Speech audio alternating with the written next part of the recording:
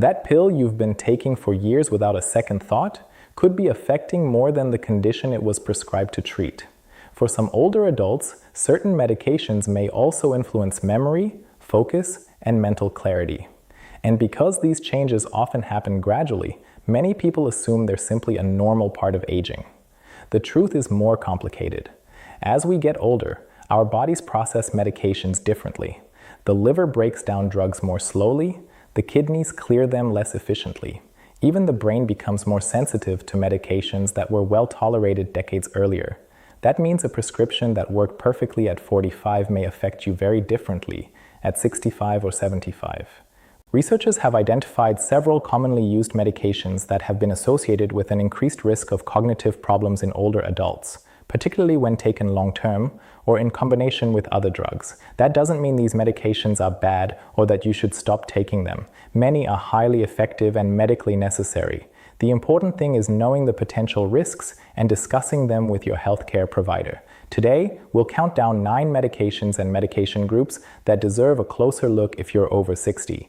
We'll also discuss safer alternatives that may be appropriate for some people and the questions you can ask your doctor at your next appointment. Now let's begin. Number 9. Diphenhydramine, Benadryl. Many people know Benadryl as an allergy medication, but it's also found in countless over-the-counter sleep aids and PM products. The reason it makes people sleepy is that it blocks certain chemicals in the brain, including acetylcholine, a neurotransmitter that's essential for learning and memory. As we age, acetylcholine levels naturally decline. When a medication further blocks this system, some older adults may experience increased drowsiness, confusion, slower thinking, or difficulty remembering new information. Several long-term observational studies have found that regular use of medications with strong anticholinergic effects, including diphenhydramine, is associated with a higher risk of cognitive decline and dementia. While these studies don't prove that the medication directly causes dementia, they have raised enough concern that many experts recommend avoiding routine use in older adults whenever possible. If you occasionally take Benadryl for seasonal allergies, ask your healthcare provider whether newer antihistamines, such as loratadine or fexofenadine, might be suitable alternatives. They are less likely to affect the brain. If you're using Benadryl as a nightly sleep aid, it's especially important to discuss other options, because treating the underlying cause of insomnia is usually more effective than relying on medication every night. Number 8. Benzodiazepines, Xanax, Ativan, and Valium. These medications have helped millions of people manage anxiety, panic attacks, and insomnia. When used for short periods under medical supervision, they can be extremely effective. The concern arises when they are taken continuously for months or even years. Benzodiazepines work by enhancing the activity of GABA, the brain's primary calming chemical. This reduces anxiety and promotes sleep, but it can also slow memory formation and reaction time. In older adults, these effects tend to be stronger because the body clears the medication more slowly. As a result, the drug may remain active longer than expected, increasing the risk of daytime drowsiness, balance problems, falls, and cognitive impairment. Research has also found an association between long-term benzodiazepine use and an increased risk of dementia. Scientists continue to debate whether the medication itself contributes to that risk or whether the underlying conditions being treated, such as chronic anxiety or sleep disorders, play a role as well. Regardless, many medical guidelines recommend using these medications at the lowest effective dose for the shortest appropriate duration. One of the most important things to remember is this: never stop a benzodiazepine suddenly. Abrupt withdrawal can be dangerous and in some cases, life-threatening. If you and your doctor decide it's time to discontinue the medication, it should be done gradually through a carefully supervised taper. If you've been taking one of these medications for a long time and have noticed increasing forgetfulness or mental fog, don't assume it's just aging. Bring it up with your healthcare provider. A medication review may reveal opportunities to reduce unnecessary cognitive burden while still managing your symptoms safely. In the next part, we'll continue our countdown with medications used for bladder problems, heartburn, and high blood pressure, 3 categories that many people take every day without realizing they may also affect the aging brain. Number 7. Oxybutynin and tolterodine. Overactive bladder becomes increasingly common with age, and medications like oxybutynin and tolterodine have helped millions of people regain confidence and improve their quality of life. But these drugs also deserve a closer look if you're concerned about memory. Like Benadryl, both medications have strong anticholinergic effects. While they relax the bladder by blocking specific nerve signals, they can also interfere with acetylcholine inside the brain, a chemical that's already in shorter supply as we age. For some older adults, this may lead to symptoms such as forgetfulness, difficulty concentrating, slower thinking, or increased confusion.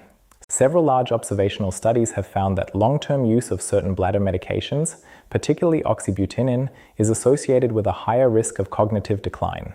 While these studies cannot prove the medication directly causes dementia, the findings have been consistent enough that many geriatric specialists now recommend reviewing these prescriptions regularly. The good news is that newer treatment options are available. Some medications work through entirely different pathways and appear to have much less impact on cognition. Lifestyle changes, bladder training, and pelvic floor therapy may also reduce symptoms for some people. If you're taking medication for an overactive bladder, ask your healthcare provider one simple question. Is this still the best option for me, or is there a safer alternative for my age? That conversation alone could make an important difference. Number 6. Proton pump inhibitors, omeprazole, pantoprazole.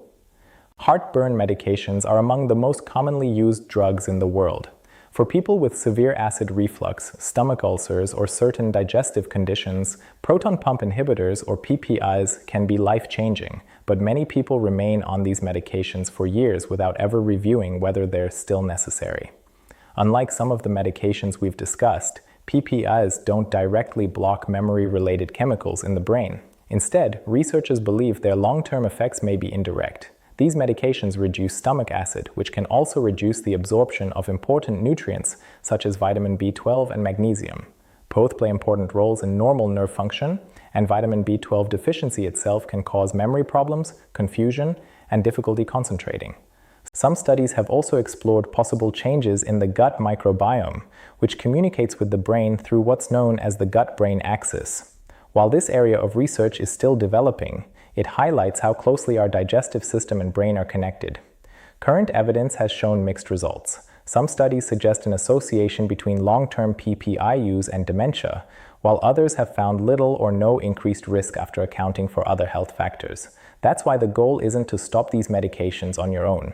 Instead, ask your doctor whether you still need the same dose, whether periodic monitoring of vitamin B12 is appropriate, or whether a lower dose or different treatment could control your symptoms just as effectively. Sometimes the safest medication is simply the lowest dose that still does the job. Number 5. Certain beta blockers. Beta blockers are commonly prescribed for high blood pressure, irregular heart rhythms, migraines, and heart disease. They save lives every day. However, not all beta blockers behave the same way. Some, including propranolol and metoprolol, enter the brain more easily than others. In sensitive individuals, especially older adults, this may contribute to fatigue, slower thinking, vivid dreams, or reduced mental sharpness. It's important to understand that these side effects don't occur in everyone. Many people take these medications for years without noticeable cognitive problems. But if you've recently developed persistent brain fog after starting a beta blocker, it's worth discussing with your physician. Research comparing different beta blockers suggests that some may have fewer effects on the central nervous system than others, although the best choice depends entirely on your medical condition. Never stop a beta blocker abruptly. Doing so can cause dangerous spikes in blood pressure or heart rate. Instead, ask your doctor whether the medication itself, or even the dosage, could be contributing to the symptoms you're experiencing.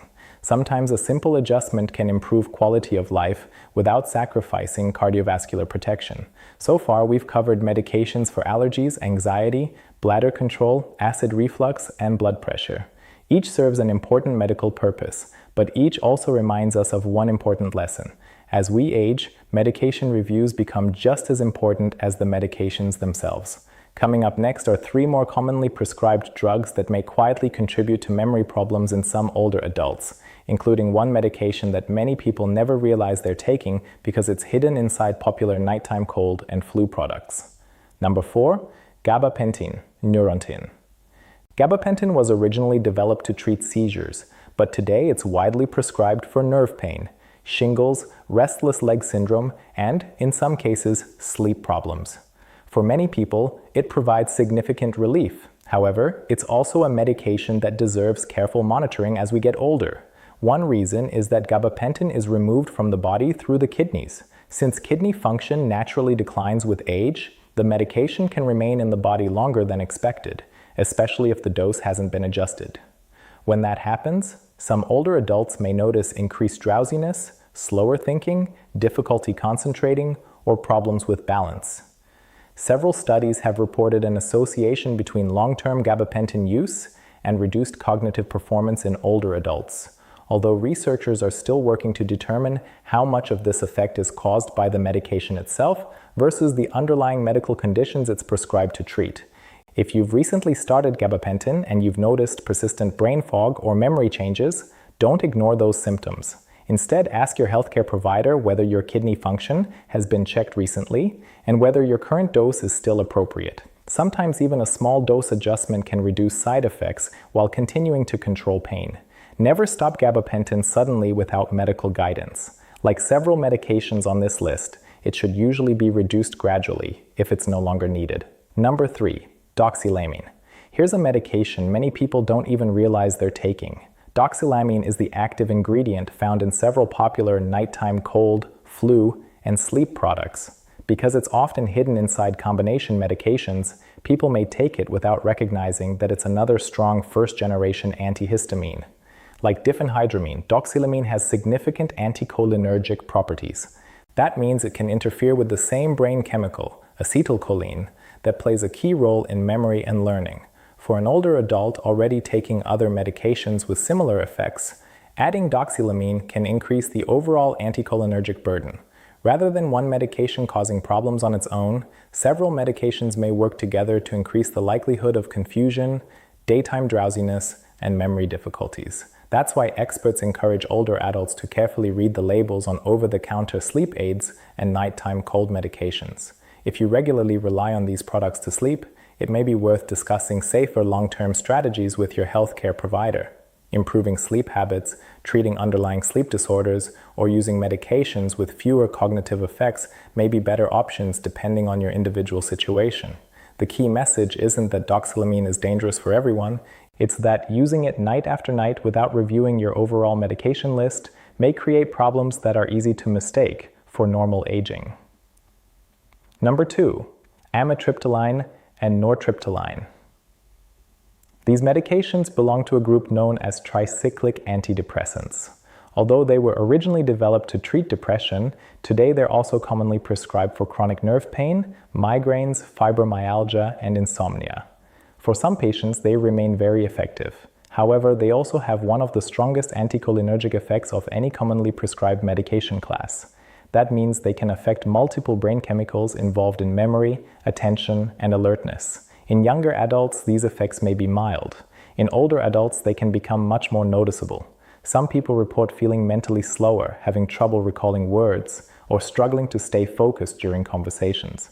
Large observational studies have linked higher cumulative exposure to medications with strong anticholinergic properties, including certain tricyclic antidepressants, to an increased risk of cognitive decline later in life.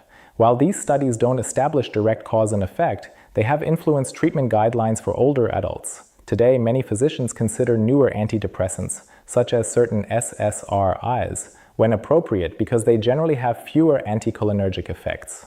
Of course, every situation is different. If you've been taking amitriptyline or nortriptyline successfully for years, don't stop simply because you saw them on this list. Instead, schedule a medication review. Ask whether the benefits still outweigh the risks for your specific health needs and whether any lower risk alternatives might be appropriate. Sometimes the best decision is to continue the medication. Other times, a carefully planned change may improve both your physical health and your mental clarity. Now we've reached the final stage of our countdown, and the number one risk isn't a single medication at all. It's something far more common and surprisingly easy to overlook. Number 1, the hidden risk of taking several anticholinergic medications at once. The biggest concern isn't always one medication, it's the combination of several.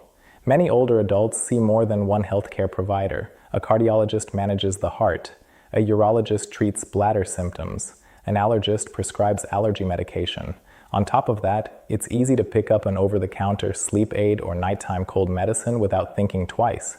Individually, each medication may be appropriate, but together, they can create what's known as anticholinergic burden. Think of it like carrying a backpack. One book isn't heavy, neither are two. But keep adding books, and eventually the weight becomes difficult to carry. The same thing can happen with medications that affect acetylcholine. Each one may contribute only a small amount, but when several are taken together, the combined effect can become much more noticeable. Some people begin experiencing forgetfulness, slower thinking, trouble finding words, daytime sleepiness, or confusion.